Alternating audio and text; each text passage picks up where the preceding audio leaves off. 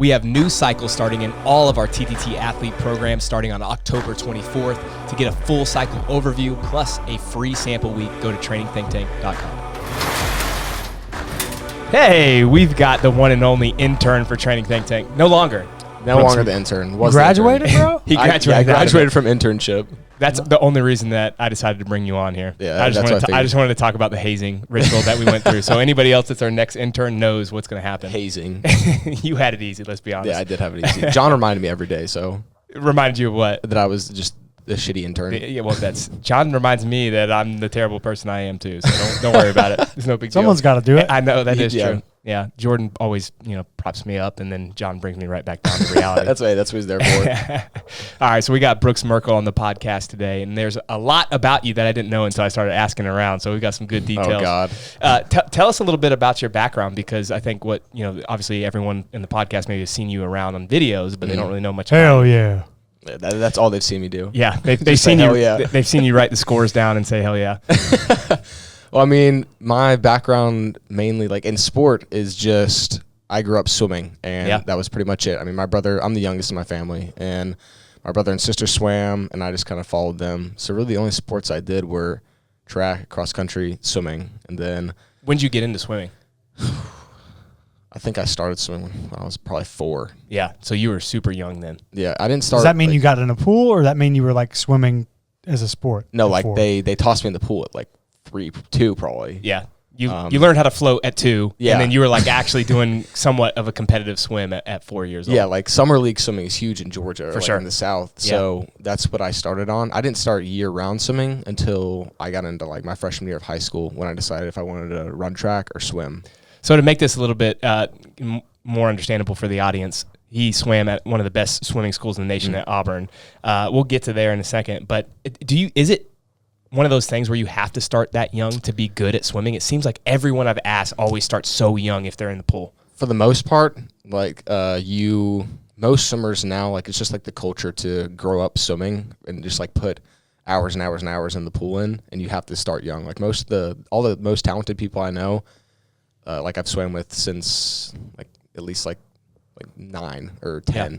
It seems like almost every individual sport has become that. Team sports, you can kind of get away with maybe not doing it until like your middle school years, but like I think about tennis or golf or swimming, even running, all of those people start super young, and it's almost like they're just so focused on that they learn how to just almost master the craft at a young age, and then it's just like a competitive fight to get into college. Oh, definitely. I mean, like the club team that I was on in high school, the club swim team I was on, the kids start so young, and they're there like every single day, which is not really how I started. I didn't start doing like every single day practices until I was in high school, but that's what kids do now is like as sport has just like grown and increased. You have any thoughts on that? I mean, I think that like kids should just try different sports when they're growing up. I mean, that's kind of what I did. I mean, I played football and I played a bunch of basketball, a bunch of different sports, but I don't really think you should specialize until like maybe high school, which is what I did, because I don't know, I got some good experience with just a bunch of different sports. Learning other things. Yeah. Learning your body. Did you ever race a car? No. The mustache and haircut tells me otherwise. Yeah. He was down in South Georgia riding around on the little go-karts. Have you ever seen the lawnmower racing? Yes. Have you ever been to one of those? Have you been to one, Chris? No, I haven't seen it. It's fantastic. They go like 65 miles per hour. I've been and it's just this little go-karting dirt once. track. No, these are lawnmowers. Yeah, I know the lawnmower ones too, yeah. Yeah. Oh, for those that are listening, if you have not during seen the race, is it fresh grass they're cutting, or they're just racing? No, they're not. That would be sick if they actually went to a. Watch how fast I can cut this 1 acre lawn. And then afterwards, it was like a mix of a race / like some judging at the end where they judge your lines. Yeah, that's a little crooked. So even though you won, you actually lost. Just a bunch of dads Couple judging points. it. Hey, and by the way, for any rednecks that are listening to this, I also grew up a redneck, so I am not making. We went to them like every other weekend where I grew up. You went amazing. to mowing races? Yes, that's what we Every did. other weekend? There was that's pretty good. It was down in Venus, Florida, which if no one would know where that is, but there's nothing there. There's a post office and that's it. There's not even a stoplight in that town, but there's this big old. It's a big old track. See, I'm talking like it already. And they did dirt bikes and 4-wheelers and stuff, but they also had lawnmower racing, which was the coolest sick. thing. Well, you don't got to convince me. I mean, I was at Talladega this past weekend. Exactly. All right, let's get back to Brooks in swimming, because otherwise we'll talk about lawnmower racing the entire day. I'm telling you, man, it's cool. It's a cool sport. I know, we're going to check it out. Speaking of swimming, at what point in kind of your young athletic career did you decide that that's what you wanted to do? Like that's what you wanted to pursue and go to college for? Like I said, I mean, I tried a bunch of different sports, and swimming was just like the one I had done for the longest. And I had all of my best friends swam at the club team I was at. I spent like all my, like if I wasn't at school, I was at the pool basically. And then what kind of kids were you guys? Were y'all like some rebels? Y'all smoking cigarettes? Look in the at back? he's wearing a Metallica shirt. Well, that's why I'm asking. I don't, you know, were y'all what kind of group was this? You said all your best friends. I would probably say rebels. Okay. I mean, I grew up going to like a small Christian school with like my graduating class from middle school was like 10 people. So it's not even a class. It's not a class. You got 10 friends. Yeah. Hey, I went to one of those schools in second grade, and there was like 6 or 7 of them. It was just like the same people every day. But swimming was like it was kind of like my club team was kind of like my intro to like the real world, I feel like. Oh, because they weren't in your school. No, they were not my school. Okay, yeah, that makes sense. They were just completely different from me and like the friends I had. And we just like, swimming was it one of those kids who got you into Metallica? It was probably my coach, actually. Oh, there he we go. loved old music, which I already did in the first place. That's what my parents listened to. But a lot of people call some teams like a cult just because there's a lot of you and you spend like every waking hour together. So that's like all you really know. But that's the same for all individual sports. Yeah. Even team sports, you think about it, like you think, oh, these are the baseball guys, these are the football guys. Exactly. So everybody kind of like congregates to their little clique or whatever you want to call it. Yeah, but I kind of just like fell in love with my teammates and my team. And I was like, this is the sport for me. This is what I want to do in college. And I'm going to try my best just throughout my high school years to try and get a D1 scholarship. Yeah. All right. So swimming, track, a couple other individual sports are a little different because there are like different races, right? So somebody may specialize in the long distance track or long distance swimming, and some are sprinters. What were you? And then kind of give a breakdown of the differences between the two. So I was like a sprinter mid-distance swimmer. I swam the 100, 200 breaststroke, 200 IM, and then I did some of the relays. Okay. But mainly there's like sprinters, mid-distance swimmers, and then distance swimmers. That's like the 3 groups we had in college. What are the body type differences between those? I was about to say, there's always big differences in body types. Like sprinters, usually swimmers aren't very muscular, but if you're a sprinter and like a really good freestyle sprinter, there's some really muscular guys, and they're always a lot taller. Like I was the shortest swimmer I was gonna on my ask. team for sure. Every swimmer I meet is so tall. Oh, and kind of like long, right? Like super long arms and very legs. lanky. Yeah. And I'm like 5'9", and I was like during college I was like 5'9", 170, and then one of the guys in my grade was like 6'7", 170. Yeah. So the reason I asked that question, we play, this always goes back to golf, but I play golf with Craig Jennings, who goes to United Performance, and he was a sprinter at the University of Georgia for swimming. And he's like, do you know him? Long limbs. He's like 6'7", something like that, probably 240 pounds. He's massive, but I could see he's so powerful. It makes sense, right? Yeah. There's just so many different body types and like levels of athleticism in swimming. It's interesting because like a lot of the best swimmers I know, the most unathletic people you will ever see. What do you mean by that? Like they just do not look athletic whatsoever, and they're very clumsy, not looking wise athletic, or like you mean like if we went out and tried to play spike ball, they would both be of terrible. them. They don't look athletic, and if you try to play spike ball with them, it would not go well. I got to be honest. I think you actually moved from a sport that's close to the sport that is the most unathletic in CrossFit. Not to hate on everybody, but man, I cannot believe how bad people are at like hand-eye coordination in the sport of CrossFit. Oh my gosh. So yeah, we take the spike ball net out there, and not as much as we used to, but the amount of people we've asked to come play games that just can't do it, but they're like badass amazing CrossFit. It's just like, where's the disconnect here? Yeah. I mean, there's some they can't catch a ball, a baseball, a football, even a soft tennis ball that's like trying to, they're freaking out. Exactly. It's the weirdest thing to me that you can be so good at something that CrossFit has so many things you have to be good at, but none of them are catching a ball. It's just like they don't have that. That was the thing with swimming. It was like, I have friends who I swam with in high school that are now like, they have gold medals from the Olympics. Yeah. And they could only, like, they were the most talented swimmers ever. It blew my mind how they could always do it. Again, I was trying my hardest to be as best I could and could not be like them. I was like, I know I have something like good and that I'm talented at, but it is not swimming like these guys are. Yeah. I feel like some people just have it. Like it's the same thing in the sport. You watch Fraser or Tia Toomey, especially at the peak of their career, and you're like, there's something different. Like, how is Fraser beating all the other guys by a minute in a 4-minute workout? Like that's 25% fast. It makes no sense. And it's crazy. It's the same thing. What's the guy's name? He swam at the University of Florida. He's breaking all the sprint records right now. Caleb Dressel. Yes. Dude, that guy's amazing. I never watched swimming in my life until, what was it, 2 years ago? They did the... If you want to like be amazed and see what like textbook swimming looks like, just look up Caleb Dressel's 50 freestyle at like the NCAA college championships, and it will blow your mind. I think that's the one that I watched.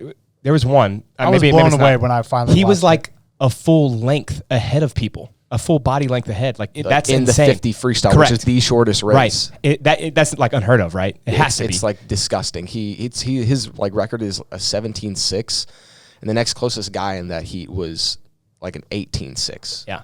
You swam against him? No, I did not swim against him. No? Actually, wait, I might have in a heat at some point, but I don't remember. So in high school, did you know that you were going to end up going to college on a scholarship for it? That's what I wanted to do, and I knew, like, honestly, I had like one meet the summer before my senior year in high school where I just popped off, and like all my hard work had just kind of come to this one meet, and they tapered me right, and I just hit this one meet and swam extremely fast, and then that's when people started recruiting me.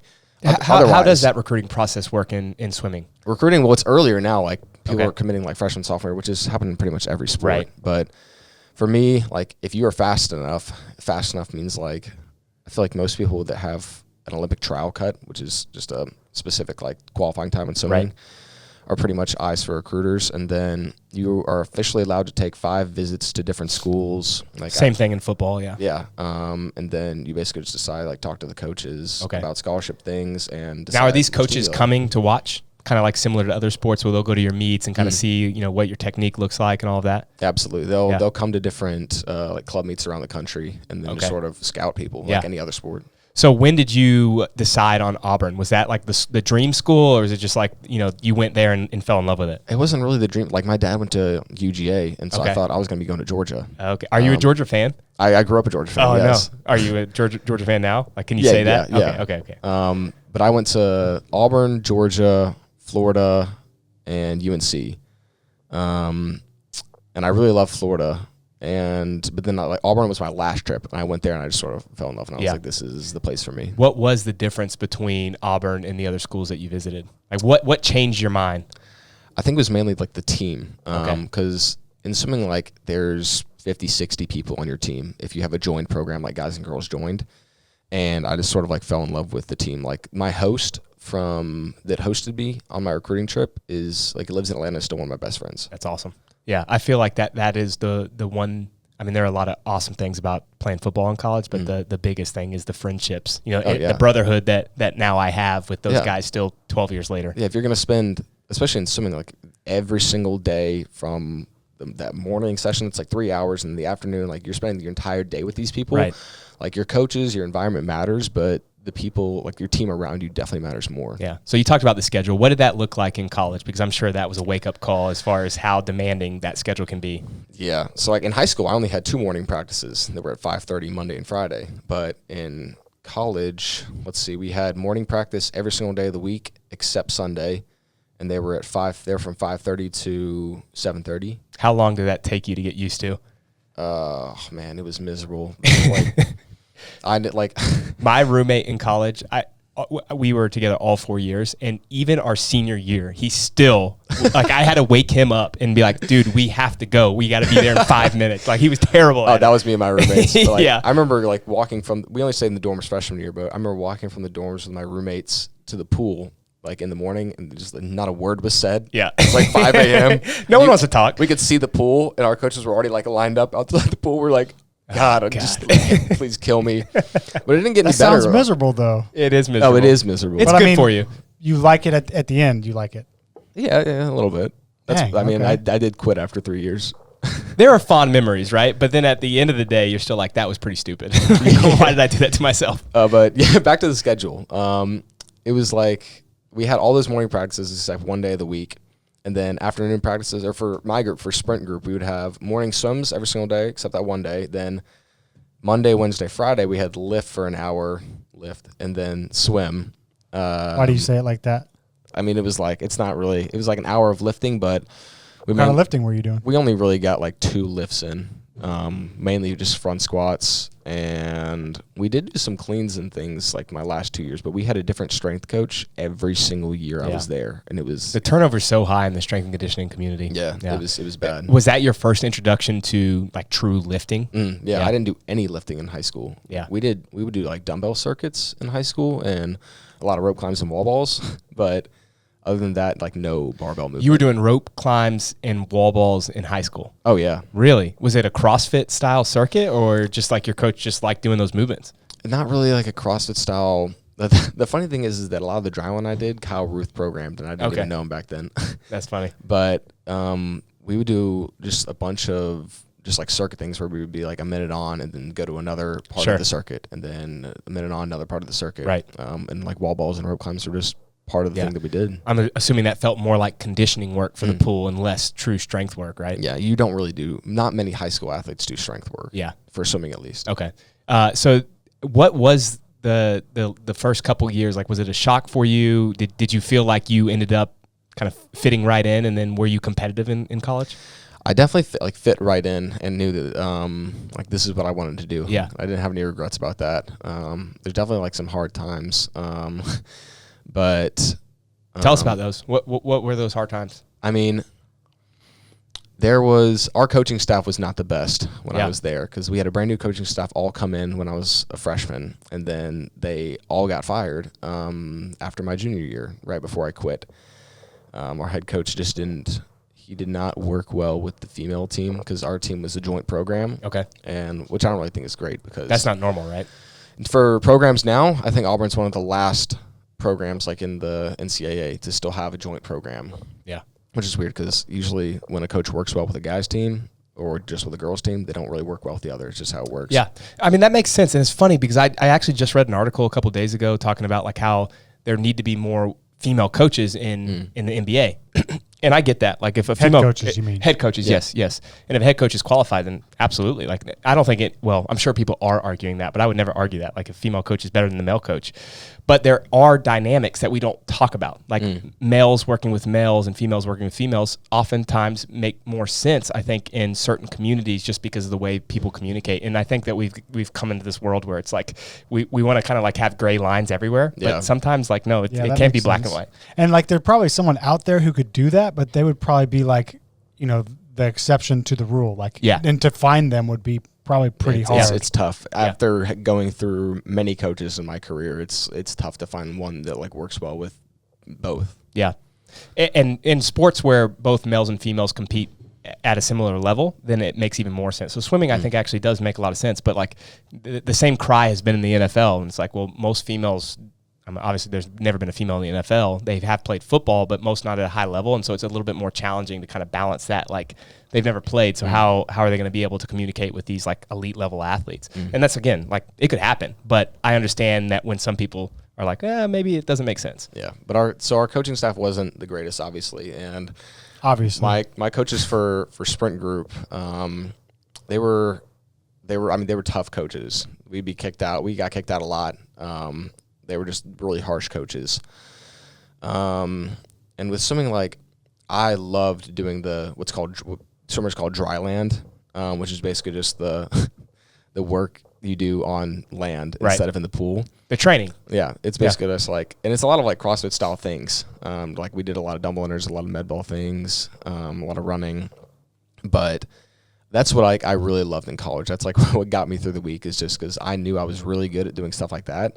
And like all my friends knew too, like I was just really good at doing all of that things. But when you put me in the pool, it just didn't transfer. Like I wasn't that great. I was a good swimmer, obviously, but I wasn't a great swimmer. Like all my friends were extremely talented, and I knew I just didn't have the talent to do what I wanted to do in swimming. Right. So that's kind of what made it tough to just like get through 3 years of waking up at 4:30, going to practice, and then just like going throughout the whole day, just kind of dead. Were you always like getting like beat? Oh yeah, I started getting beat in high school when I because you never had little small victories. Like you were always kind of getting beat. No, I definitely had some small victories. Like where some days or sometimes I just like had great races and great meets, but I knew I just wasn't like I didn't have the body and I wasn't meant to be a swimmer. That's just the sport I wanted to do. But That's crazy that you got as far as you did with it. Yeah. But it also can be a wake-up call. You know, as you kind of like almost like level up, you realize, wow, all of these guys are now as good or better than me, and then you have to make those hard decisions of, is this worth pursuing? Yeah, absolutely. It's especially tough in swimming because, like I said, I mean, in high school, I swam people who are now like Olympic gold medalists. So I knew going into college that it was going to be tough, but you're seeing the best in the world. So what was that like when they won? Like, I'm guessing you were watching when it happened? Oh, it was amazing. Yeah, like I remember like years back when one of my like first friends, he just like made the team. And then in the last Olympics, I have a friend that was like on the gold medal winning relay. And it's super cool. Nice. So did all the dry land stuff, is that what got you into CrossFit? Yeah, that's what I was going to say. Okay. Like, well, I wanted to kind of bridge that gap because obviously this, we're in the CrossFit space. So at what point did you hear about CrossFit, and then when did you start dabbling in it? First of all, have we said how old you are? I'm 23. 23. Yeah. And what year was this that you're about to say you found CrossFit? I found CrossFit when I was probably, I think I was 21. Okay, so not long. No, I remember. So would this have been your third year in college? Yes. Yeah. So you're in your third year in college. You're doing a lot of dry land work, probably just trying to get some conditioning in. And how did you stumble upon CrossFit? Yeah, I was just honestly like I had just kind of grown miserable of swimming, and you can't keep doing swimming when you're miserable. Like, it's a sport you have to love if you want to do it. Yeah. And I like during COVID, like when we got sent back, and I just had like a really hard time with COVID, as I'm sure everyone did. Yeah. But I honestly just kind of stopped loving swimming, and everyone like told me, all my coaches and my friends told me like, hey, you should try CrossFit if you ever stop swimming. And then one of my friends took me to a class. I think this might have been my sophomore year, at the end of my sophomore year, beginning of COVID. And after I kind of was thinking I was going to quit swimming, after I quit swimming. He took you to a CrossFit class? Yeah, one of my friends took me to like my first CrossFit class. Is this in Auburn? Yes, in Auburn. Okay. And then was it at a gym? What was the workworkout? Was that like a CrossFit gym? Yeah. Yeah. I don't know what the workout was actually. You don't remember your first CrossFit workout? Actually, I do. I think it was. I know what it was called, but I forget exactly what it was. It was called Speed Demon, and it has dumbbell front squats in it. Yeah, I don't know. But that was like my first class, but I didn't go back for a while because I still had like a season of swimming to do. So you weren't like in love with it? No, because I still had swimming, and I wasn't okay. dead set on quitting swimming yet. But then that season we had 13 or 15 people quit or transfer. Wow. From the school or from our team. And I think I was one of the last ones. I quit, and I sort of just did bodybuilding for a month and like trying to figure out what the hell I wanted to do. How scrawny were you at that time? Very. Yeah. You've definitely put on, since I've known you've put on a lot of mass. During COVID, at the beginning of COVID, that's when I figured out how to count calories. It was not a good idea because I went through I had started eating way less than I should have, and I started the season, the swim season, when we came back to school, eating 2,000 calories a day. Right, and swimming, twice a day for multiple hours? Holy shit. Yeah, brutal. Yeah, I was Michael Phelps miserable. is eating 12,000 calories a day. No, I was absolutely miserable. Yeah. But I got down to I don't know, I think at my lowest, I was 165 or low 160. Where are you at now? 185. So call it 20 pounds of a lot of that being muscle mass. Yeah. For sure. But then I just, after that month of bodybuilding, I decided I would go to a CrossFit class. Yeah. And I do remember my first workout from the first, when I was I'm going to start doing CrossFit. It was called their what pulled baseline. You there? Before you get there, what pulled you there? So you're doing bodybuilding, and then what kind of scratched at you to say, fuck this, I'm going to move over to CrossFit? He's used to breathing hard. That had to be what it is. Did you see a video? Were you giving things a Google online? Were you watching videos on YouTube? Did something happen that made you want to go back?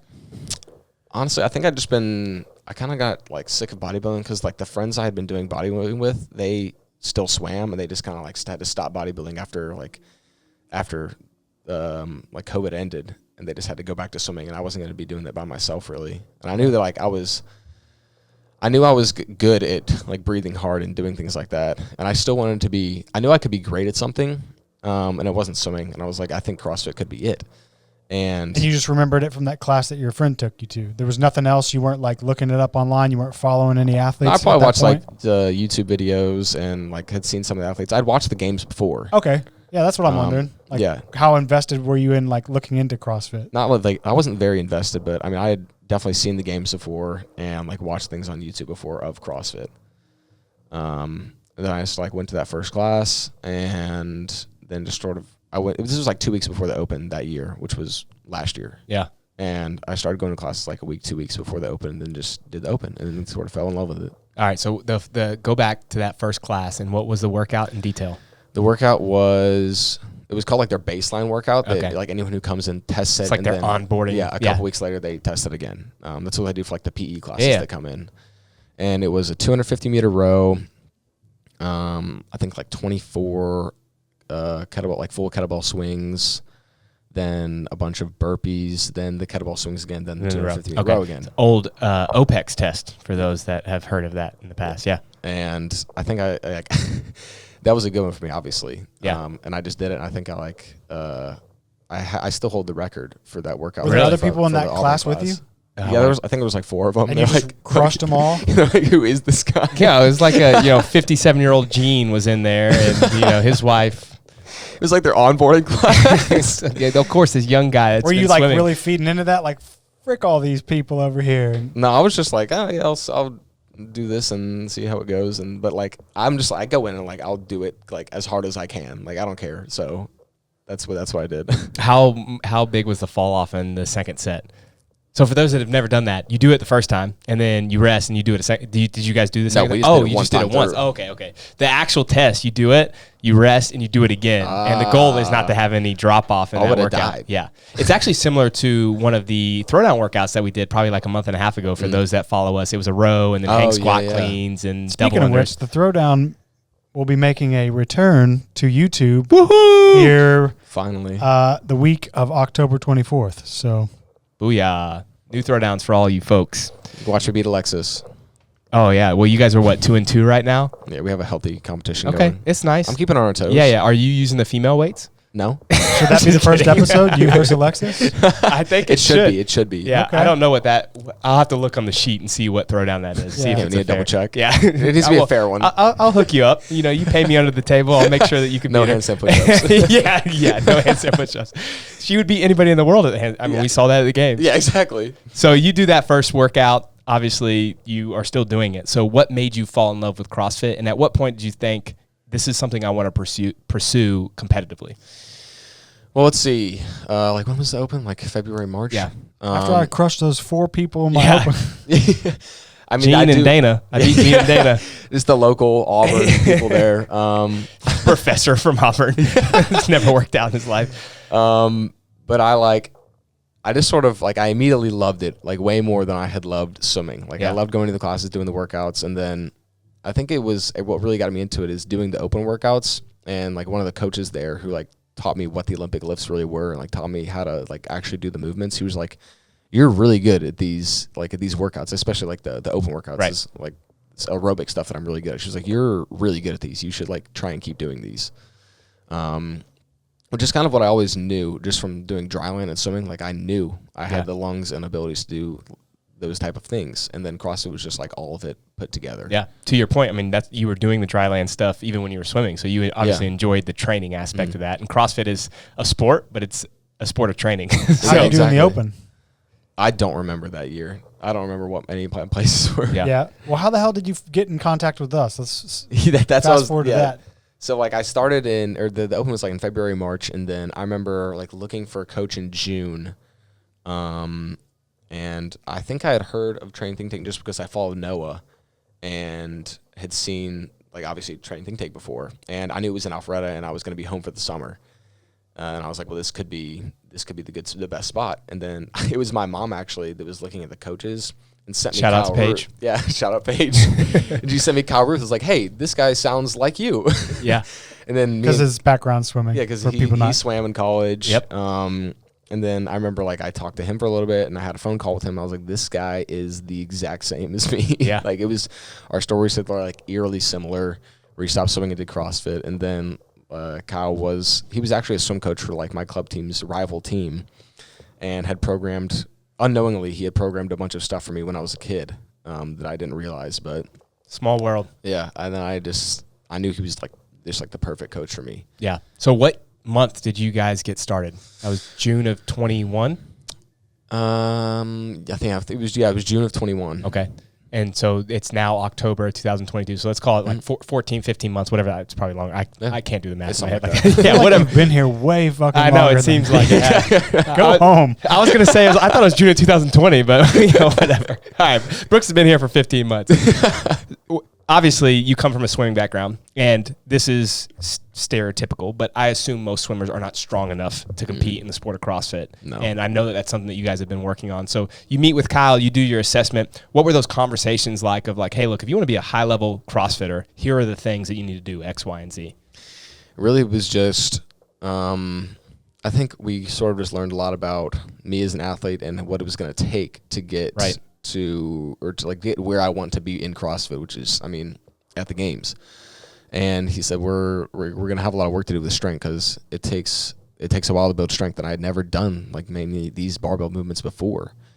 And like with swimming and like aerobic, there's a lot of things you can do with lungs, but strength work, you just have to keep, it takes time and just repetition. Yeah. And I knew after like our first block, I knew it was gonna take a while, which he told me straight up, like in our first meeting. He was like, it's not gonna be a short process. You're gonna have to work strength for a while. Yeah. Because I was one of the strongest guys on the swim team, but that like of the weakest guys in here. Yeah. Do you remember your squat when you tested with Kyle? Can you give us some numbers when you first started? Some strength numbers? I remember like when I first started, before I even got with Kyle, because I made quarterfinals the first, like right after the open. But that first workout, the handstand push-up workout that had 10 strict in like the first round, I got through the 10 strict and that was it. Took you, what was the time cap on that workout? Like at least 7 minutes. Yeah. Doing one on the minute. Yeah. rough start. And then the last workout of that quarterfinals was, it started with the 185 snatches. Oh yeah. So I didn't even start that workout. Yeah. Started my video and everything, but didn't start the workout. Right. So I couldn't even snatch 185. I probably couldn't even snatch 175. You know about like your your squat? Front squat, I remember like in college I could squat like 120 kilos, which I don't know. Yeah, call it 250 pounds. Yeah. And that was pretty much it. We didn't back squat. I'd never back squatted until I started with Kyle. And then deadlift, probably like, 350.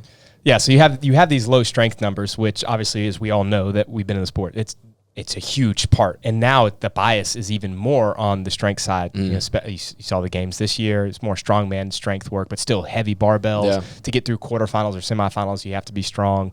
But it is doable, to Kyle's point. It just takes a lot longer. I've always said it's probably easier for someone that comes in that's like not enduring at all and really, really strong. Yeah. But you can do it both ways. There have been people that have come to the sport that are very enduring and they just learn how to be strong. They can, you obviously have to be able to adapt, and you've done that. So we'll talk about that as we move forward. But I'd be interested to know, like, you go through a couple strength cycles, and obviously, to your point, it takes a long time. So you get like a 5-pound PR here, or maybe a 10-pound PR there. You realize though you're still 40 pounds weaker than Travis. How hard has that been for you to still see like where those numbers are going up, but there's still such a big gap? There's always something like that in your sport. I had the same thing in swimming, where you just kind of have to take little victories and realize like, hey, this is progressing. If you look at these videos, or it might not be the weight, or it might be the weight. But there's different things that you just keep looking at that, like, I can see through some of my videos, like, hey, the weight might not be going up, but this looks way better. Yeah. And even with people like Travis that I see in the gym, or like when Noah's here or anything, they're like, man, these guys are really strong. But I know that, like, if I just put my head down and keep going, and obviously just keep putting on more weight, like for body weight, then the numbers will come. It's just going to take a while. Like, you don't just put on like 40 pounds on a lift just like that. Yeah, I think it's all perspective, right? Like, you have to take the small victories, because otherwise, no matter who you are, you would just always be demoralized. If you only have one long-term goal, being the point there, it's going to take a long time. And if you don't have those kind of like little micro goals in between, where it's like, yes, another victory, my technique looks a little bit better today, hey, I added a pound here, whatever it may be, you're going to be miserable. So a better approach, especially for CrossFitters, we have so many people that are new, or they come from other programs and maybe they don't have certain skills. It's like the process starts here, but make sure that you're checking off that list every single day so that you're getting that progress that you want. Do you have any micro goals to his point right now that you're kind of locked in on? Some stepping stones. Honestly, like the only goal that I've talked about with Kyle is like whenever he's actually here, he's like, "Hey, you get stronger today." I'm like, "Yep." That's what Max asked me too. Yeah, He's like, "Hey, you get stronger?" Like I don't really like putting number goals on things because I always did that in swimming. Like putting like I want to get this time. I like just more process goals. Like, hey, let's do this with my lift today. Like I need to do this. I need to eat this much. Really, our only goal since quarterfinals has been to eat a specific number of calories and just get stronger. That's really all we've been focusing on. So what has it been like for you being on site, seeing high-level athletes come in, your opportunity to train with them? I think the other side of the coin that we didn't really mention is you're already high level with all of the aerobic stuff. You know, if it's just a simple, you know, whatever, you're doing body weight work and running, you're going to be as competitive as even Travis or a Noah, right? But you add the barbell in. Yeah. Obviously, that's what you need to continue to work on. You now have had the opportunity to train with all of those people, both males and females that are on site, all these amazing athletes. What has that been like for you, and do you feel like you're closing that gap? I mean, it's been amazing. That's one thing I took from being the intern and like grabbing scores and watching all the workouts. Like how Ruth told me, like the first day that I pulled scores from watching an elite workout, I was like, hey, I want you to watch how Travis or how Noah does this or how Jake does this. And I think I just learned a lot from watching all of them, and especially like doing workouts with them. Like I've done a handful of workouts with like Travis, Noah, Jake, especially Jake, and like I pull something different from the way they do the workout every single time. Is there anything specific you can give us? I think that'd be kind of cool if anything comes to mind, like little things you remember along the way that like, oh, I got that from him or her. I remember doing one workout with Travis. I forget what it was. Might have been like row. I think it was like a row, wall ball, and snatch workout that there was a handful of us doing, and his transitions were like way faster than everybody else's, and that was just like the difference between him smashing us to get to the wall balls. And then I remember doing a legless rope climb, or not a legless, but a rope climb and thruster workout with Jake and Kyle. And like Jake's a smaller limbed, like shorter guy, but he like it was just like his grip on the rope that made him faster in his descent. And I was like, me and Kyle are really good at rope climbs from swimming, but Jake's still beating us. How fast he's coming down the rope. Yeah, just like how fast he grips with his legs and then how fast he comes down. It's like, yeah, it's just little Was things. I filming that? Yeah. I remember that, but I don't know why. Yeah. Was that a new show? We did a little new show video. Yeah. Yep. Maybe I'll put that in the link down there if you want to watch these guys do it. And actually we're taking a variation of that workout and we're going to retest it a year later in our new training cycle in our online program. Workout. Yeah, it was a good workout. That to me is like, that's where you can just get the biggest bang for your buck. Not just competing with the athletes. I think that's very important, but learning from them. Like the littlest details of just like, wow, he does go down the rope faster. Like everyone can improve that. It's not, you don't have to change anything other than just learning how to descend faster. Or like Noah, one of the things I've taken away is how he spreads his feet for different squat patterns. I don't even think he does that. Maybe he does. I should ask him knowingly, but that whatever that subconscious thing is that he's doing, it allows his squat to be faster and not bottom out in every wall ball or something like that. So those little things that you can all take and then learn from, and then obviously improve in your own game. Yeah, I mean, even with when Sara was training here for the longest time, I remember like texting Kyle things like about how I saw her move like with a barbell and being like, this is like amazing. Like, right. We need to start doing things like this. Practice it and see if it works for you. Yeah. That's really cool. So obviously now you've been, again, 15 months. You know where you're at right now. What's the long-term goal? I know you said make the games, but like give me some timelines. Do you have a goal for this year, next year, 5 years? What does that look like for you? I think like right now the last goal I talked to Kyle talked to me about was getting top 1,000 in all the quarterfinals workouts. Nice. I know he's like confident that I could make a semifinal soon. If it was this year, I would have to get really lucky with a strength workout. Yeah. But because last year with quarterfinals, my top place was 38th, and then my last place was like above 2,000 for the strength test. Yeah. So there's a big gap, and we're just kind of trying to close the gap, especially with the strength work and with overhead strength. Yeah. The sport, that's what makes the sport so fun to me, is that there are so many things you have to be good at, but it also can just like crush you if you have one thing that you're bad. Like talk about the strict handstand push-ups. I saw so many people last year that couldn't hold the dumbbells overhead, right? Like they crushed every other workout, but then that one held them back because they just kept failing that or failing the handstand push-ups. Do you have like a kryptonite right now, like one specific thing, not just strength broadly, but something specific movement-wise? Like if it comes up, you're like, fuck.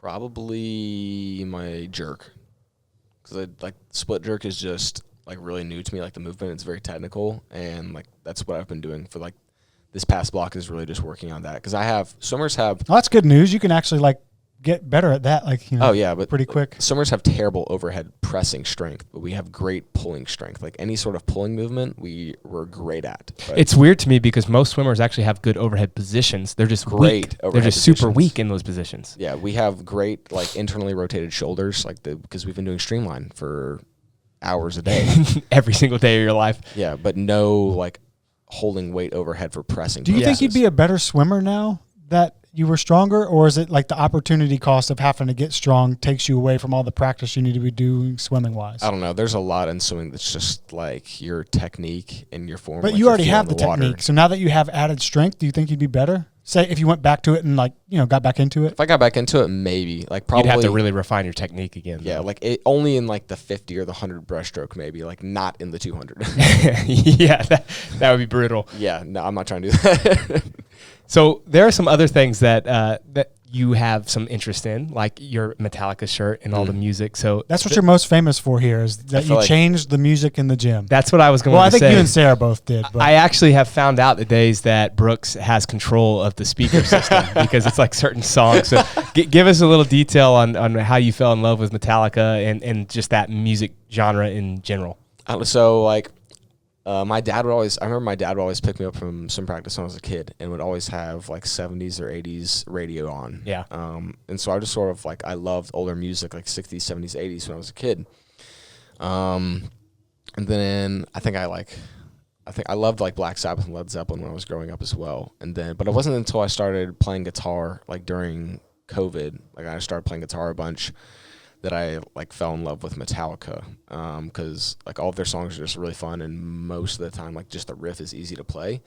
So I fell in love with just like metal in general, because like metal guitarists it's like most of the music they play is beautiful. Yeah. And most people like they don't know what I'm talking about. They wouldn't agree with that, but like classic metal is like 80s, 90s metal is like the guitar is beautiful. Okay, so what's the difference for the person like me that doesn't know?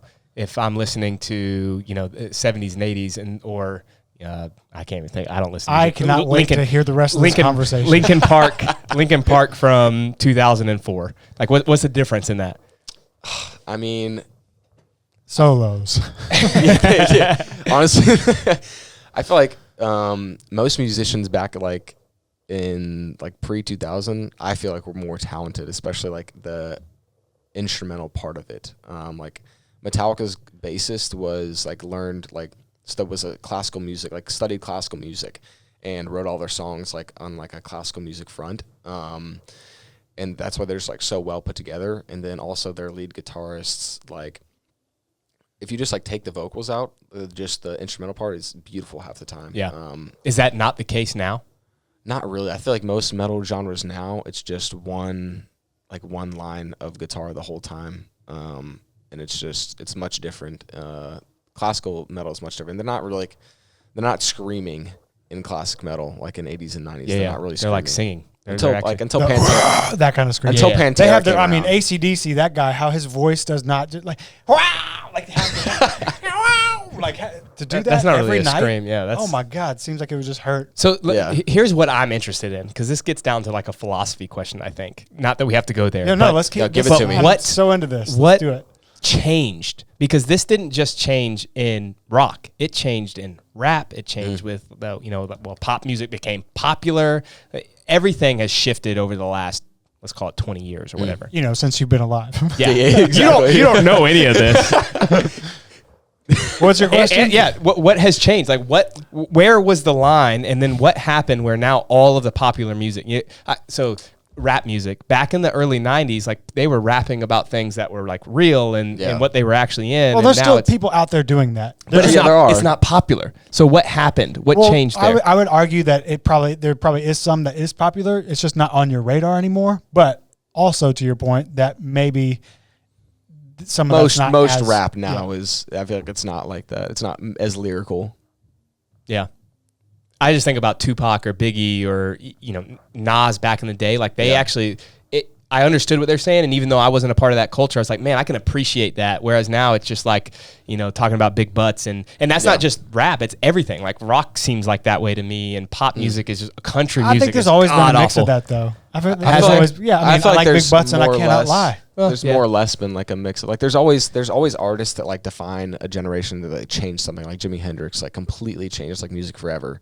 And then I would say like Black Sabbath did as well, but there's always like artists in every decade. So what was that? What went from the great 70s and 80s rock to the late 90s or really early 2000s rock where everything changed, and now it seems like everything sounds the same? Just look at Metallica. When they tried to when they tried to make a 2000s-esque album, Saint Anger, people fucking hate that album. Yeah. When they tried to adapt, and then they were like, well, screw this. We're going to go back to just being 80s sounding Metallica. Yeah. Metallica was definitely one of those bands, though, because, I think like their first album came out around like 82, 83, and like music started changing then. And then like when the Black Album came out in 91, and then like Pantera came around after that, like things like started changing. I love that you're talking about shit that happened before you were even alive. What year were you born? 99. Oh my God. I'm a history nerd. I am. I wasn't around. I am a nerd. Yeah. No, good for you. I don't know anything about music. Like I just not into it. I love music. And I know this. So you're not into any music? Like you don't have a favorite band or a favorite album or nothing? I don't understand these people. Yeah, I don't get it. Like because it's so part of my life. I don't know what I would do without music. I listen to podcasts, listen to audiobooks like that. If I have headphones in or I'm in my vehicle, that's what I'm doing. I like to learn. That's interesting. I like that too, but you don't have any attachment to music at all? No. Nothing? No, I don't. I just like always have. Like I grew up like playing piano, and then I don't know. Music has always been a part of my life, and now it's even bigger. Like don't get me wrong. I love the idea of music. Yeah. Like if I've always thought about taking lessons to learn the piano or something else like that. I think it's very intriguing to me. But listening to music, like even when I'm working out in there, you're just talking about me doing row intervals before we started. You listen to podcasts? I was listening to a podcast while I'm doing 500 meter repeats. I don't listen to music. Wow. That's so interesting. Because I always go like, as y'all said, like, I'm glad that y'all think that I changed the music in here. Because whenever I go and change or something, I always see you put earphones in. I'm like, I wonder what he's listening to right now. Yeah, that's a podcast. But it's not because of the music. Yeah, I'd much rather listen to Metallica than some of the other stuff that comes on. Like all the normal pop stuff that just goes on the, what is it, Spotify or something? Yeah. So, but the podcast, I like to learn. I want to learn one thing every single day. That's like a goal of my life. But you could do that while you're training? Yeah. I listen to like usually when I'm training, it's usually like a golf podcast or something where I can, because then it doesn't matter. It doesn't matter. Yeah. Okay, but still I can learn something. Like it's a technique podcast. I'll give you a pro tip out there. Do not listen to a podcast that has the potential to make you laugh while you're bench pressing. Yeah, that is true. I've actually done that before. Dude, it was brutal. I wasn't anticipating something that was going to make me laugh, and then there I am like, oh God. Laughing during any exercise is the worst. It's dangerous. Like swimming. Especially a dangerous one. I was laughing, it's over. Yeah. Oh man, this reminded me. I just saw this video. These two guys like wrestling around. They were just having fun, and the one guy pooped himself. Like he was training so hard. Have you guys seen this? Wait, they're wrestling? They're wrestling like in the locker rooms, football players or something. And then this guy, the guy that's filming is like, "Oh man, something stinks." Oh no! And then there's poop on the ground. He was going hard. Yeah, no, you definitely. Well, that's also you got to make sure you go to the bathroom before you train. That's the point of that. Oh, I have been ready to like. We would always do a ton of underwater work, like in our swing for sprint group. And like you had to be ready to like shit yourself at any moment after holding your breath for so long. That's a t-shirt right there. You actually have held your breath for 3.5 minutes. Is this correct? Is this real? Yeah. Okay, that's very impressive. Well, it was like why? Because this wasn't like, as I thought, we had like a ton of underwater practices because like that is how you get faster swimming. Like in college is just like you have to work underwaters. Is it because of the dive in and then trying to streamline underwater for as long as possible? Okay. That, like in your streamline, that is the fastest you will be. That's the fastest position you'll have. And especially in the NCAA in college, you're in a 25-yard pool, not internationally, which is a 50-meter pool. Oh, okay. So you have a lot more turns, a lot more underwaters to do. Just real quick before you detail that, on the turnaround, you're also trying to stay underwater. Is that correct? That's like you're fast. Like Caleb Dressel, that's why he's so good. So when he jumps in, he streamlines really well or whatever it is underwater. His dolphin kicks and underwaters are like faster than anyone's ever have been. Right. So we would just do a lot of underwater work. And usually when we had recovery days, which was maybe like 5 times a year, we would like go to what was our warm pool, the instructional pool, and we would do like a bunch of like relaxation, and like you would just go underwater and like hold your breath. And one of the things we always did was we sort of like made it a competition was you put fins on, then you stand at the wall, you go underwater and just sort of close your eyes and stay there for as long as you can. And then when you think you don't have any more breath, you push off, still holding your breath, and then do a 50 yards underwater. Oh, so you're holding your breath the whole time? Yeah, the whole time. And you just sort of like sit there and try and go as long as you can. And the day that I held my breath for like 3:30 or like 3:45, whatever it was, like that instructional pool is like murky, and I couldn't see anything. So I just like sat there and like closed my eyes and was holding my breath, and then like looked around to see if anybody else had gone, because obviously like I wanted to be the last one back and win. And like I couldn't see anybody else, so I just sat there and kept going. And then it's a murky ass pool, bro. Yeah, it was. You probably shouldn't swim in that. Yeah, the swimmers probably shouldn't do a lot of things that we do, but and then did the 50 on the water and came back, and then like I came up and everyone was just like sitting there staring at me. My coach was like, "Dude, I was about to tap you on the head and be like, is he all right?" And I was like, "Wait, how long was I gone?" He was like, "Like 3:30." Yeah, that is so impressive. So for those that are listening, just try to do like a breath hold at your desk right now, or wherever you're in your car. Well, maybe wait until you're not in the car. Yeah. It is, I mean, that is crazy. A minute is very challenging. So 3.5 minutes is super impressive. Yeah, it was just like a flow state. Like you go in the water and you're like complete. You have to be relaxed. Right. And you were practicing that obviously for a long time to get to that point. What was the first time you ever did a breath hold? What was the time? Oh, I have no idea. The first time I ever like tried to really hold one, I just freaked out like 25 seconds in. I couldn't do it. And you have to, like, to your point, train yourself to calm down and then learn how to hold that position. Yeah. I have no idea what the first time I did was, but I got a lot better at holding my breath and doing underwater work as I was like went through college. Yeah. So one of the other things that I learned about you last night, actually talking to somebody, is that you love to bake, which is awesome because I also love to bake. I just baked some pumpkin bread two nights ago. I love some pumpkin bread. Me too, man. It's my favorite. Pumpkin bread or banana bread. If anyone wants to send me some stuff, please do. Please do. What's our address here, Chris? Please list it off. It's on the website. It's on the website. What's your go-to baking item? So I like to bake, but I just like to bake and cook. But usually when I'm baking, like I like baking cakes for people, or I like baking things for people. Okay. Wait. How did you get into baking in the first place? Like, were you watching the British Baking Cook-Off or something on Netflix? And no, I actually watched that for the first. Alexis maybe watched that the first time the other night. Okay. But my mom, my sister, like my whole family, like just really good Southern cooks. Yeah. And then my piano teacher when I was a kid, me and my sister's piano teacher was actually like a chef in France, like a pastry chef. And like that's where I learned how to like bake a lot of things. What was his name? I'm blanking on her name. Oh dang! I was gonna give him a shout out. I was hoping it was like something like Pierre. No. But then I think like the first like cake just like I made by myself was like in high school, and I like asked her to go to prom and like baked her a cake. And then I just started like baking cakes like for people. Napoleon Dynamite style. Yeah. Hey man, that's a great way to go. Did you put like any decoration on it? Did it say, "Will you go to prom with me" or something cool like that? I don't know. It might have said prom candles. I don't remember. But it was like a strawberry cake. And then I just started making a bunch of cakes for people. Like now I make them for like most people's birthdays or for any special occasion. I just like baking. Yeah, my birthday's cakes next week. Just throwing it out there for you. Cake? Pumpkin bread. Is that a cake? Pumpkin bread is my favorite cake. Do you like the cream cheese icing on top? No. See, that's the one thing. That's my jam. Yeah, everyone loves that, but I just want the bread. I don't want the cream cheese. Pumpkin bread, I just want the bread. Like yes. It's like so soft, and I want the bread. Yeah, I agree with you. But you know, people have made the rolls. What are those called? Pumpkin rolls? Is that what it is? Yeah. You know, that has a cream cheese in it. I'm not a fan of that. I actually take the cream cheese off. I hate when people like cake where there's more icing than bread. Yes. Like, ugh. But that's like a normal cake now. You know, people put so much icing on there. It's even if I had a cake, I would actually scrape off the icing and only eat You're one of those people? Yeah. Meanwhile, my kids only eat the icing around the cake. That's how it is. I love the icing. Yeah. So do you bake for yourself? No, not really. Okay. I like making things for like other people. Yeah. I like that. This like when I have like a gift to give. I've always like making something, whatever it is, and it's just like I think when I got into college, it was like whenever somebody had a birthday, I just started making cakes for them. And that's so funny. Turned into that, and people would just like devour them in one night usually. So that's like one of your love languages. You like to give people things. Yeah. Good for you, man. I should start doing that. You want a cake, Chris? You want me to bake you one? Brooks and I, we could start a channel. We could do like a. It'll be like the meathead baking cook-off. That's exactly what it is. You just put a little bit of this in there, a little bit of There's that. just Metallica in the background. You ever made a Metallica cake? I should do that. Yeah. Well, you want to move into some heck yeah, heck no?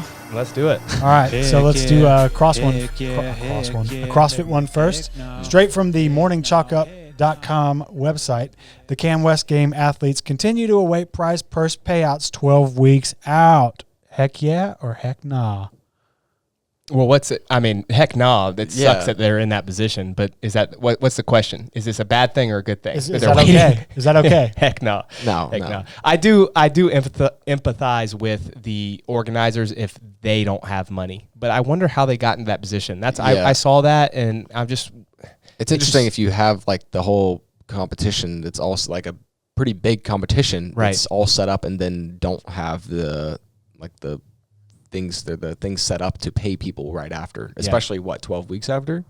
That's what it says right here. Yep. Yeah. I mean, this always goes back to the same point of like, we have to come up with a better structure even for these smaller competitions so that we can grow the sport, more money can come in, and it's easier to pay these athletes. If you want to professionalize it, that's how you professionalize it. Yeah. That's like literally like if you want to professionalize the sport, like money that you got to have something set up for this. Money is king.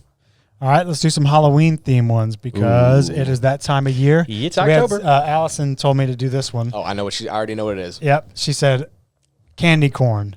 Heck yeah or heck nah? Go ahead. Okay, well, I'm not going to say heck yeah or heck nah. As I told her, she literally texted me about this. I said, no, it's not my favorite, but I'm not like saying no to it. Everyone else was like, hell no, I hate candy corn. But like, I'm a chocolate person, but yeah, I'll eat it. Heck nah. Oh my God. It is the worst candy in American history. Worst candy? Really? There's got to be worse candies. There's got to be worse candies. I don't like those like orange peanut things, the soft things. The orange slices. That are also just all straight sugar. I guess. Yeah, those are. They're like in the old timey section. Here's a tie for the worst candy: the Peeps. Those orange Peeps things are terrible. Yes. Peeps are terrible. So candy corn's way better than Peeps. No, candy corn is better than Peeps. Come on, dude, give us that. Man, I think they would be. You knock on someone's house, trick or treat. They give you Peeps or candy corn. Who you kicking first? Yeah, you're probably right. It would be the person Peeps. who gives you raisins. Oh my God! No, I would take the raisins 100%. I love raisins. Do you like raisins more than candy corn? Well, I mean, that's just a different food group. Well, here's another thing: is I like the breads, but I don't really like sugar. I'll eat some chocolate every once in a while. I like chocolate. Like Reese's is my favorite candy. Reese's is good. Chocolate and peanut butter. Candy, I'm not a big candy person. I like chocolate. Yeah, I don't like gummy worms and stuff like that. Oh man, sour bright crawlers were my jam growing up. Oh, my kids love those. Man, that's like their and I could eat treat. as much as I wanted when I was a kid because the package said fat free. So clearly that was the thing back then. That was the thing. Like, my parents weren't it's good. That dumb, but I guess they were. Now everyone's on this vegan kick, man. we should have a podcast on that. Oh my goodness. Everyone's on a vegan Don't kick? Get me started. Well, that's like been Since the thing when? over the last 5 or 6 years. Oh, I was going to say, like, that seems like it's pretty old. Beyond Meat, Bill Gates. I tried all those some of those folks before. It's not, man, look at the stuff inside of it. Yeah, it's not good. Wow. It's not good. It's not? Yeah. No. Stay away. Vegan. Heck yeah, heck nah. Heck no. Heck no, man. Heck no. I know that's going to offend some people, but you know, there's some really good research, especially for kids, that they need to have protein in that 2 to 6 year old range, and there actually has and beans won't do it. There's been some long-term data that has shown that those that do not have enough protein from 2 to 6, actually their IQ level is lower. So believe it or not, yeah. All right. Well, back to the Halloween theme. People dressing up mostly as superheroes instead of ghosts, werewolves, scary things, Dracula, Frankenstein's. Like, so heck yeah, man. Go ahead. Let the kids have fun. Yeah, I mean, you can dress up as whatever you want. It's Halloween, baby. I'm over it. Halloween's turned into Disney and Marvel, and I'm sick of it. I mean, I'm ready for old school, like horror-themed costumes. Let's go. I'm here for like any costume you want. Like, I think one of my most legendary Halloween costumes was like when we did Jersey Shore with like 6 of my friends. Ooh, that's actually pretty good. We talked about doing that this year. That's funny you say that. Yeah. But yeah, I mean, you can. I do love like classic ones. But I mean, it's just like it's completely removed. It feels like you never look out and there's a ghost. Yeah, it's like I'm there's another Iron Man. Outfit. Yeah. Well, I mean, but kids like they don't have. It's not going to be that creative. It's going to be Disney or but that's the movies. That's what they've exactly. seen. That's what they've seen. Yeah, they've seen Frozen, so Well, not my kids.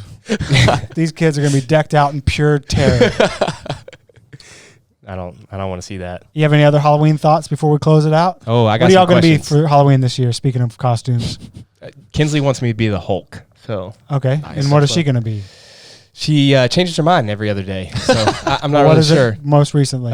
Mermaid. She wants to be Elsa again. She wanted to be Superwoman. Isn't she that every day though? Yes. Isn't every day she's a princess. That's All true. right. That's cool. what you do when you're a kid though. You have Yeah. like one. What is thing that you Levi love. gonna be? Yeah, I think he's gonna be Batman. Batman. Batman Solid. with muscles. Because he saw one of the, the ones that like have the fake muscle fake biceps. muscles. And, he wants one of those. Nice. Brooks? Let's see. I mean, I think ever since I like had the mullet and then pulled out the mustache, I've gotten way too many "you look exactly like Billy from Stranger Things" comments. So I think I'll just do that. Oh, nice. Yeah. And he was a lifeguard, right? Yeah. Perfect. I never watched the last season. I just kind of, I just fell out of love with it. The first I mean, season was show. great, and It's then a it good just show. was like, psh. It definitely gets. How many seasons are there different. now? 4? Is there 4? 4 Yeah. or 5? I don't The know. first season's the only one that we watched all the way through. Yeah. I feel like a lot of shows are like that. It's a good or show. some of them are where it's like, man, I feel like if you just ended after one season, it would have been sweet. Like Westworld. Yes. Just call it a day. We don't need any more We than watched that. that too. I That was came good. back like after I watched the first season of Westworld and then like didn't watch for like a week or 2 weeks. Came back, watched the first episode of the second season. I was like, I must have missed something. I don't know what's going on here. Yeah. Yeah, Brutal. that first season was good. Yeah, All right, good. we got a couple rapid fire questions for you. The first one's always the same. If you could be one person, you could trade lives with them for one day, dead or alive, who would it be? Oh, that is tough. Elon Musk. Oh, man, that is a good answer. Why though? That's got to be one of the most interesting people ever to walk the face of the planet. And if I could like have his brain too, wow! Like I don't The richest guy ever to Get live. a peek. like I don't know what like I don't even. Is know he what currently does the on it. richest? He is, think so. and it would be really interesting too with all that's going on, like the political rift too, because now Yeah. the people that loved him hate him, and the people that hated Yeah. him love him. I'd love to know what he's thinking and what that dynamic I don't is know like. if he even cares at all because he's got way bigger stuff I that know. he's doing. I also would love to know when the Cybertruck's actually going to come out because they That thing looks sick. it's kind of weird. I'm looking ready for me, it to but take over. He's got so many ideas. I I just don't know. know what I know. He's got some crazy stuff that he just hasn't told anyone yet. He said that truck is going to be able to float in water for so Yeah, long. I'm like, that's going to be interesting. I mean, I wouldn't be shocked, but All right, you're a big music guy, as we already alluded to. Who is your favorite band, and what's your favorite song? Metallica. Favorite. Actually, it's close between Metallica and Pantera. I love Uh-huh. Pantera. Are you going to go to the Pantera reunion show? If I can. Oh, what is that? I don't know when that is. I don't know if they're coming here, but they announced the dates, I think. And obviously, it won't have the Abbott brothers. But Are you a big concert goer? I do love going to concerts. My roommate loves house music, and we've been going to a lot of like house DJ that's cool. stuff.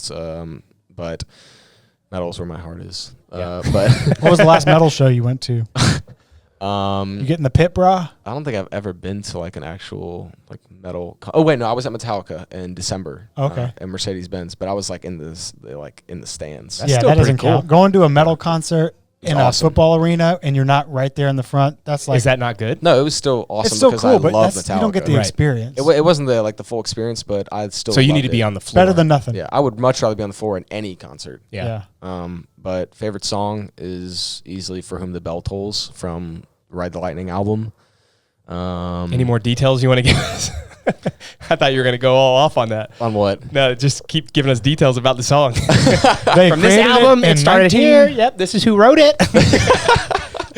All right. That's easily the best one. All right, we could tell, obviously, you love the music. So what's better music to you? Cardi B's WAP or Taylor Swift's Shake It Off? God, Tough one. That's so bad. Wait, why those two? Who came up with these?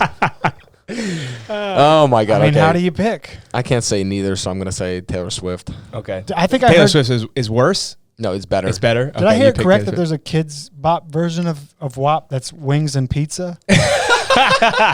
That's a lot better than the other version. I couldn't believe that was a real song. I thought people were joking. Like, wow.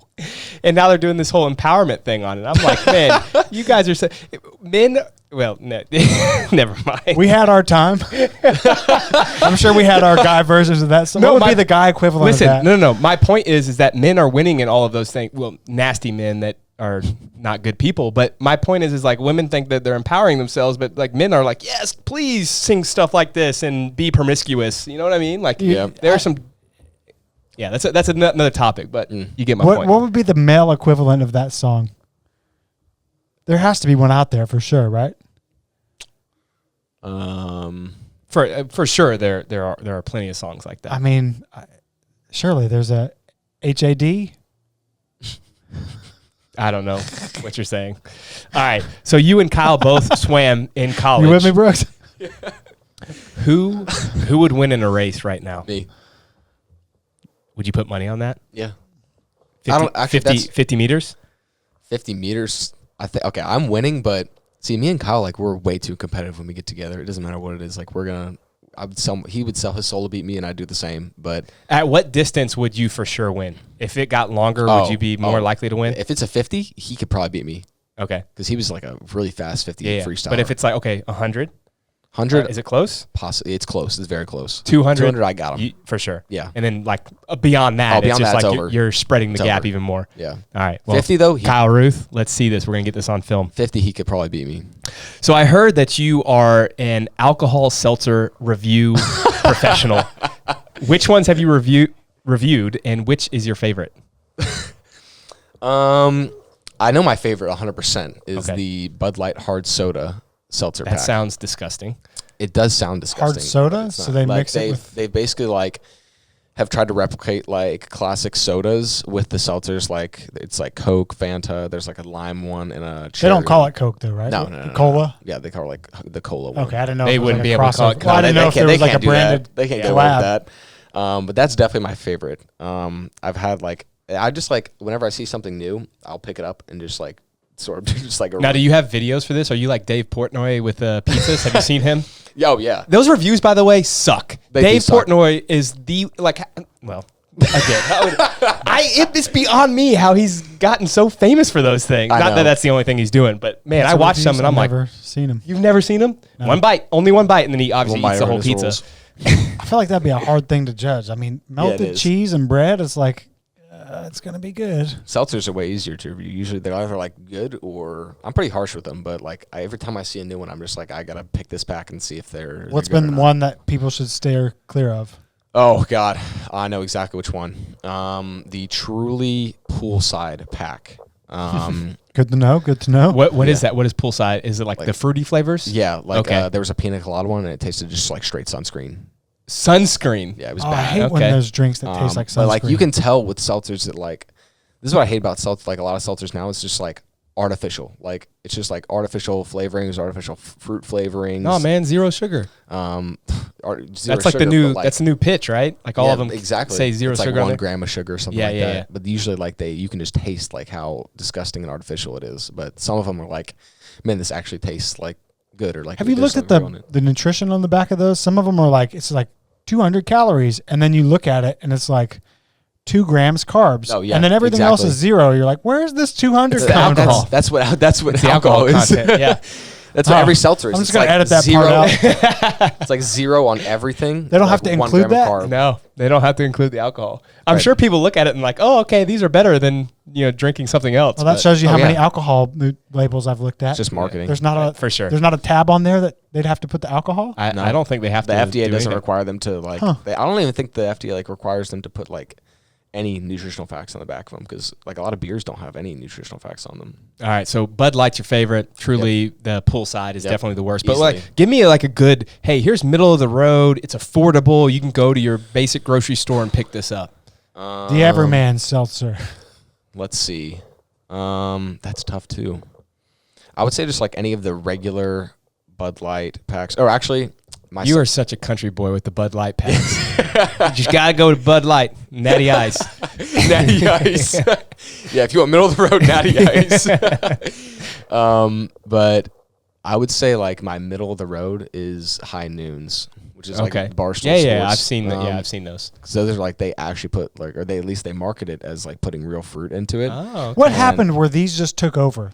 Like seltzers, people wouldn't have been caught dead with these. I know. 2 years ago. I remember like my freshman year of college. Like that's when like seltzers first came out, and like the first one I drank, I was like, this is terrible. I'm never drinking one of these again. What happened? Where now it's like that's everyone, what people drink. Everyone has a seltzer now. Like every company has a seltzer. You have any finger on the pulse? What happened? I don't know, honestly. The right famous person promoted it, or white college girls love seltzers.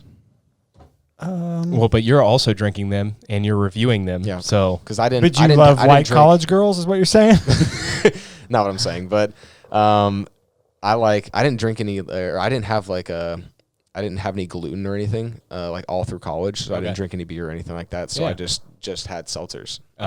Just because it felt better on my stomach when I swam usually. So that's like that's all I had drank. Is it just that dudes were finally like not too macho to just enjoy a seltzer? Yeah. That's what happened? That was the climate has changed for sure. Oh, absolutely. Yeah. Well, I would encourage everyone just not to drink in general if you want to be healthy and fit because alcohol is terrible for you. But I get everyone's going to have a little sip every now and then. As do I. Chris, don't look at me like that. Yep. I get it. I believe I was just about to say it. I just, it really is, man. It's crazy that we alcohol is completely permissible. And then it's like everything else is, don't do that. Don't do that. You know what I mean? Everything else is the devil. Right. But we celebrate alcohol, but it's just as bad, if not worse. It's than just a lot of cultural. Yeah, very much Completely. so. Right. All right, my friend. Well, thank you very much. I have one last question for you. Give me your best cookie recipe. Best cookie recipe. Isn't there like a thing you make that you're known for? Yeah. That's what I'm looking for. That's what I'm seeding you with. This really isn't like a cookie, but it's sort of like a bar. Okay. They're called, even better, man. Called Are they moist? Oh, yes. Absolutely. Okay. Good. They're called chess squares. And literally, it's like the easiest thing to make. Like you just you get like a big Pyrex dish, and then the bottom of it is literally just a yellow cake mix, or you can make it from scratch. But it's easier if you just get a yellow cake mix. Yeah. And like put everything in that you need to, like eggs, all that stuff. And then the top of it, the icing layer, is a cream cheese icing. And you just put that on top and then bake it. But you don't cut it or anything after you bake it. The key is you put it, after it cools, you put it into the freezer.